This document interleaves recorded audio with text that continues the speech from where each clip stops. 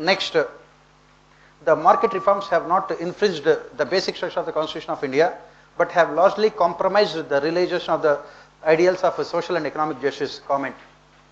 Basically, the question is about whether the process of liberalization is against the ideals of our Constitution. Our Constitution talks about establishing a socialistic pattern of society. The objective of our Constitution is establishing socialistic pattern of society to ensure social and economic justice. The question is that according to the critics of globalization, liberalization, the state has abdicated its responsibility. It has abdicated its responsibility in the favor of the market forces. It has abdicated its responsibility in favor of market forces in the name of liberalization and privatization. That is what the critics say. What do you say? You don't agree with this statement. Obviously, you don't agree with the statement. Why don't you agree with the statement?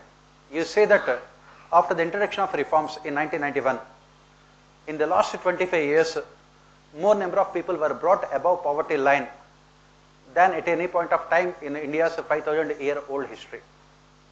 That is what you say. In the last 25 years, more number of people are above, brought above poverty line at any point of time in India's 5,000-year-old history. In 1991, 47% of our people are living below poverty line. At present, it has come down to 22.5%. That is what government says. And not only that, the development process has provided opportunities for backward sections of society. At present, we have entrepreneurs mostly from the backward, socially and economically backward sections of society. Why? Because the private sector and markets do not differentiate people on the basis of religion or caste. They don't differentiate people on the basis of religion and caste. That is the reason why we have entrepreneurs coming from weaker sections of society also. Weaker sections of society. After writing these things, you will talk about the other side. What is the other side here? Definitely, there is a widening of inequalities between the rich and poor after India opted for globalization. And that is where you say about the role of the state.